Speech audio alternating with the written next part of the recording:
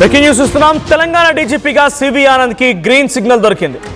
CV Anand నియామకానికి ప్రభుత్వం కూడా అన్ని రకాలుగా క్లియరెన్స్ ఇచ్చినట్టు తెలుస్తోంది. అయితే ఈ నెల 30న ప్రస్తుత డీజీపీ శివధర్ రెడ్డి పదవీ కాలం ముగియనుండడంతో తదుపరి డీజీపీగా 1991 బ్యాచ్ ఐపీఎస్ క్యాడర్కి సంబంధించినటువంటి సివి ఆనంద్కి అవకాశం దొరకబోతోంది. యూపీఎస్సీ పంపినటువంటి డీజీపీ అర్హుల లిస్టులో సివి ఆనంద్తో పాటుగా వినాయక్ ప్రభాకర్ ఆప్టే అండ్ సౌమ్య మిశ్రా పేర్లు కూడా ఉన్నాయి. అయితే ముగ్గురులో అందరికంటే సీనియర్ కావడంతో సివి ఆనంద్కి అవకాశం ఉంది. ఇక ప్రస్తుతం హోంశాఖ స్పెషల్ సెక్రటరీగా పనిచేస్తున్నారు సివి ఆనంద్. ఇక సివి ఆనంద్ స్థానంలో హోంశాఖ స్పెషల్ సెక్రటరీగా శిఖా గోయల్ నియామకం జరిగే అవకాశం కూడా ఉంది. మా ప్రతినిధి ఇన్నారెడ్డి సిద్ధంగా ఉన్నారు.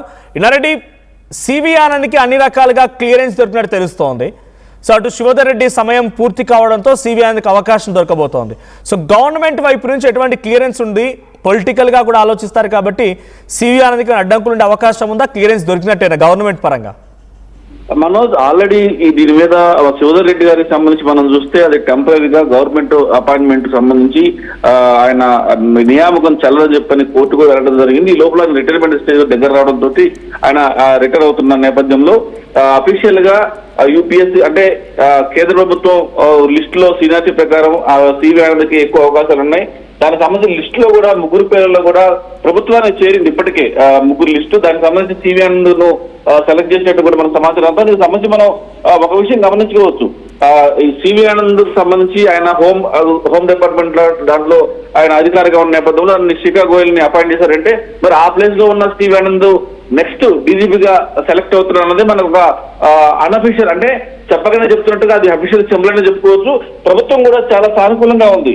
ఖచ్చితంగా దీంట్లో నెక్స్ట్ డీజీపీగా 1991 బ్యాచ్ ఐపీఎస్ ఆఫీసర్ సివి ఆనంద్కి అవకాశం వస్తుంది. అలాగనే యూపీఎస్సీ పంపిన డీజీపీ లిస్ట్ లో అర్హుల లిస్ట్ లో కూడా సివి ఆనంద్ తో పాటు వినాయక్ ప్రభాకర్ ఆప్టే అలాగే సౌమ్య మిశ్రా పేర్లు కూడా ఉన్నాయి. ఈ ముగ్గురు కంటే కూడా అందరికంటే సీనియర్ సివి ఆనంద్ కావడంతో ప్రస్తుతం హోంశాఖ స్పెషల్ సెక్రటరీగా పనిచేస్తున్న సివి ఆనంద్ ప్రస్తుతం ఆ ఆనంద్ స్థానంలో ప్రస్తుతం శిఖా గోయల్ ఉంది. కాబట్టి ఆ తర్వాత నెక్స్ట్ ఆనంద్ గారిని నెక్స్ట్ డీజీపీగా ఎన్నుకోవడానికి అన్ని రకాలుగా మనం చూస్తే దీంట్లో యూపీఎస్సీ పంపిన లిస్టు, తర్వాత సీనియారిటీ, తర్వాత ఉన్న వాళ్ళలో కల్లా ఎఫిషియన్సీ ఉన్న ఆఫీసర్. దీనికి మనం గతంలో చూసాము. ఆయన సైబరాబాద్ లో పనిచేసిన, హైదరాబాద్ లో పనిచేసిన, తర్వాత హోంశాఖ స్పెషల్ సెక్రటరీ పనిచేసినా కూడా ఆయన యొక్క బ్రాండ్ మార్క్ అనేది చాలా స్పష్టంగా కనిపిస్తా ఉంది. ప్రభుత్వం కూడా ఒక సీనియారిటీ మీదనే కాకుండా ఆయన ఎఫిషియన్సీ మీద కూడా ఆధారపడి ఆయన సెలెక్ట్ చేసినట్టుగా మన సమాధానం అంతా ఉంది. మనోజ్, రైట్. సో అంటే పొలిటికల్ కూడా ఆలోచిస్తారు ప్రభుత్వ పరంగా. కాంగ్రెస్ పార్టీ డెఫినెట్గా పొలిటికల్ పార్టీగా ఆలోచిస్తుంది కాబట్టి ఎవరున్నా సరే తమ కొంత కంట్రోల్లో ఉండాలి, లేకపోతే తమకు అనుగుణంగా ఉండాలి రకంగా ఆలోచనతో ఉన్నది. సో సివి ఆనంద్ గత బీఆర్ఎస్ పార్టీలో కూడా చాలా కీలకంగా వ్యవహరించారు హైదరాబాద్ సిపిగా. కాబట్టి ఇప్పుడు ఆయనకి డైరెక్ట్గా అవకాశం ఇవ్వడానికి ప్రభుత్వం ఆ దిశగా అడుగులు వేస్తోందా, లేకుంటే కొత్త వారిని ఎవరైనా నియమించే అవకాశం ఉందా?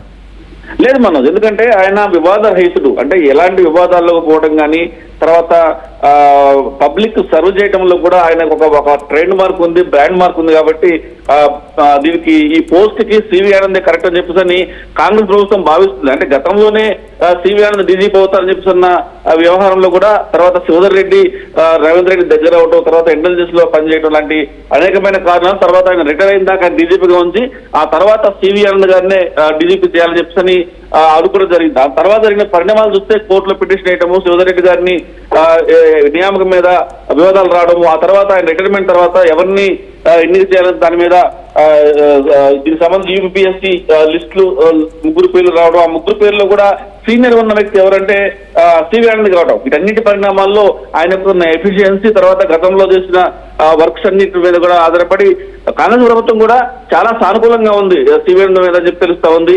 ఆయన కాంగ్రెస్ పార్టీ రాగానే ఆయన హైదరాబాద్ కమిషనర్ గా వేయటం, తర్వాత చాలా కీలకమైన పోస్ట్ లో కూడా హోంశాఖ స్పెషల్ సెక్రటరీగా నియమించడం, ఆ తదుపరి కాంగ్రెస్ పార్టీకి సంబంధించి 3 సంవత్సరాలు ఇంకా ఉంటుంది కాబట్టి ఆ 3 సంవత్సరాల వరకు కూడా సివి ఆనంద్ డీజీపీ ఉండే అవకాశాలు స్పష్టంగా కనిపిస్తా ఉన్నాయి.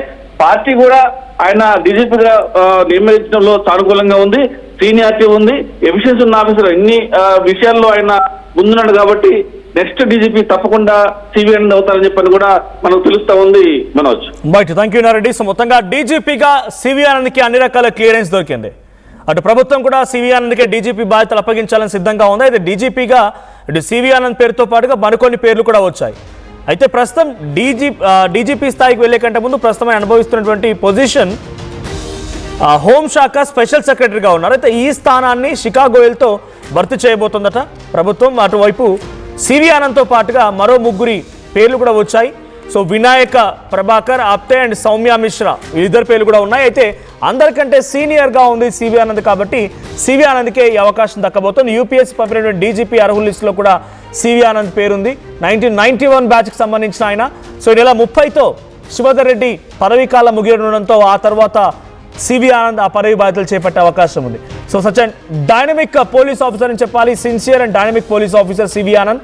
సో సివి ఆనంద్ డీజీపీగా ఆయన క్లియరెన్స్ రావడంతో కొంత పోలీస్ వర్గాల్లోనే కాదు సామాన్య జనాల్లో కూడా కొంత ఉత్సాహం, ఆ చెరిషింగ్ మూమెంట్ కనిపిస్తోంది. బికాజ్ ఆయన అందరికీ యాక్సెసిబుల్గా ఉంటారు, సమస్యలు వింటారు, డైరెక్ట్గా ఆయన పబ్లిక్లో నుంచి చాలా సమస్యలు అడ్రస్ చేసిన వ్యక్తి కాబట్టి హీ నోస్ ఎవ్రీథింగ్ అనే రకంగా అందరూ భావిస్తూ ఉన్నారు. సో సివి ఆనంద్ డీజీపీగా నియామకం పైన మీ రియాక్షన్ ఏంటి?